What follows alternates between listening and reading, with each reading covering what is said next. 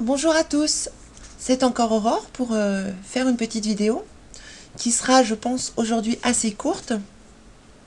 En fait, c'est pour faire un ajout à la vidéo Pince partie 2 concernant la manière de faire les câbles, puisque LFDLC m'a suggéré une autre technique.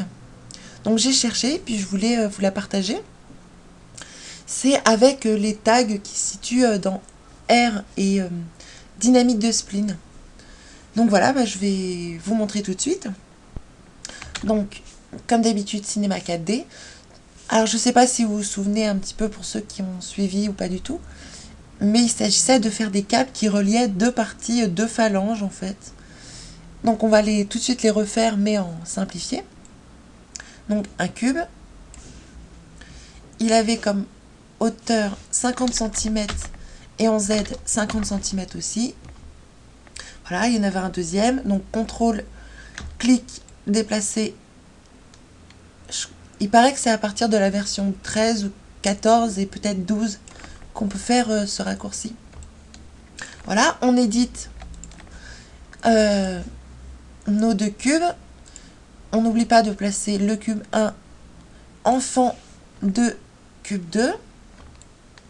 Voilà. Et puis donc on va faire notre câble qui relie ici à ici. Donc on va passer en vue de haut. On va prendre une spline. Donc Bézier. Voilà. On tire une tangente en maintenant cliquer. Hop. Idem pour l'autre côté. Voilà. On a notre spline. On revient en vue avec F1 de perspective. Et on a bien notre spline. Donc, on la met dans une extrusion contrôlée NURBS. On lui ajoute un profil. Donc, un N côté. Voilà. T pour la mise à l'échelle. Et voilà notre câble. Un petit peu plus petit.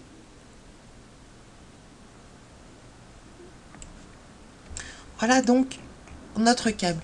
Donc le problème, pour ceux qui n'avaient pas regardé les autres vidéos, c'est que si on bouge cube 1, voilà, je vais mettre son axe de rotation, voilà, je valide, R pour la rotation, on voit que le câble ne suit pas. Donc, moi j'avais proposé une technique avec Xpresso et le nœud point, mais il y a une autre technique un peu plus simple. Et il s'agit sur la... Alors, comme la première fois, on a besoin de deux neutres. Un pour le début du câble. Et l'autre, je replace mon clavier. Et l'autre, pour la fin du câble. On va les placer. F2 pour la vue de haut. Donc début, on va le mettre au début de notre câble.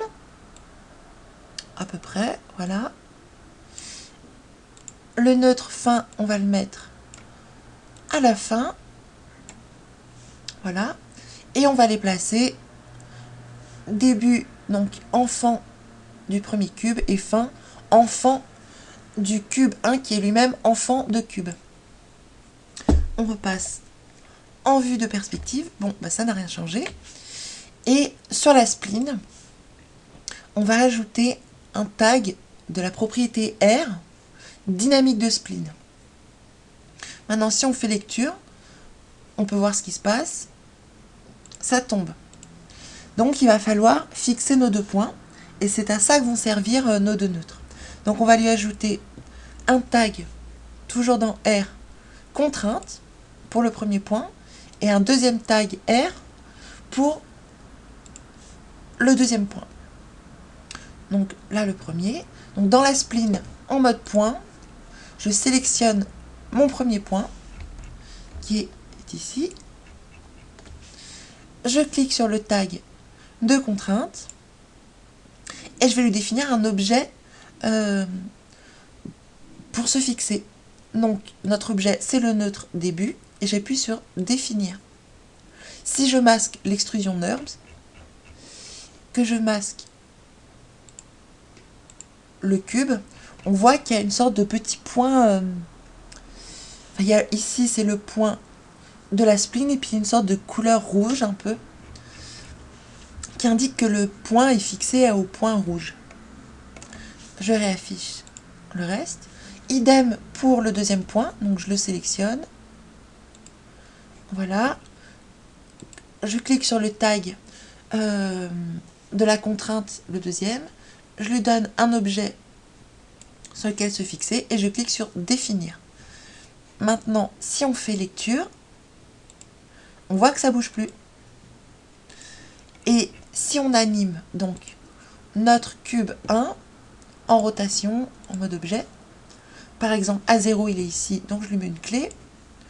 À l'image 30, il est ici, une clé. Et maintenant, on voit que ça suit. Donc c'est une technique qui me paraît un peu plus rapide que Xpresso. Mais surtout qu'il y a d'autres avantages. Parce que si vous voulez que cette corde, comme vous voulez, elle flotte, enfin, je ne sais pas comment dire, mais qu'elle pendouille ou qu'elle... Voilà. Donc c'est tout à fait possible, seulement il nous manque des points. Donc, je vais désactiver l'hyper-NURBS. Je sélectionne la spline en mode point, maillage, outils de création, ajouter des points. Donc par exemple, je vais lui en ajouter un ici. Voilà, alors le problème c'est que du coup ça fausse un peu mes tags de contrainte. Donc il faut les refaire rapidement. Vous voyez, si je fais lecture, voilà, ça tombe. Donc premier tag, le premier point, premier tag, et je lui dis début, c'est fait définir. Je prends le deuxième point, deuxième tag, fin, définir. Et maintenant, si je fais lecture, voilà, on voit que ça pendouille. Si je réactive l'extrusion contrôlée, voilà. Alors le problème, c'est qu'il passe à travers nos deux cubes. Donc, si on regarde dans la propriété dynamique de spline, on voit que dans les caractéristiques de la propriété, l'onglet collision est activé. Donc, sur nos cubes, on va rajouter un tag R, collision des cheveux. Pareil pour le cube 2, R, collision des cheveux. Maintenant, si on fait lecture, hop, ça se bloque à notre tag. Donc, dans les deux tags de collision, que je vais sélectionner les deux en même temps, vous voyez, il y a la fiction et le rebond. Donc, on peut jouer avec ça. Par exemple, si je mets 0 de fiction et 100% de rebond. Il ne se passe pas grand-chose. Et si je mets 0 en rebond, il ne se passe rien non plus. Intéressant. Si je vais dans les forces de la dynamique de spline, non, dans les caractéristiques, pareil, j'ai tout un tas de paramètres avec lesquels on peut jouer.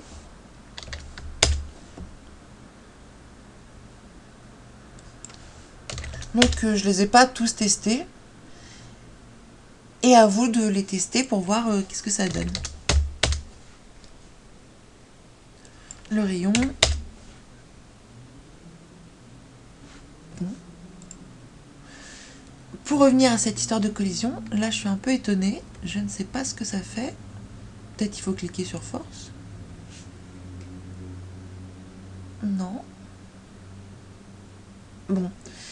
Bah, je n'en sais pas plus à propos de ça, mais si vous trouvez, n'hésitez pas à me faire savoir. Voilà, c'était pour vous montrer la petite technique. Bah, j'espère que ça vous sera utile, et puis à bientôt.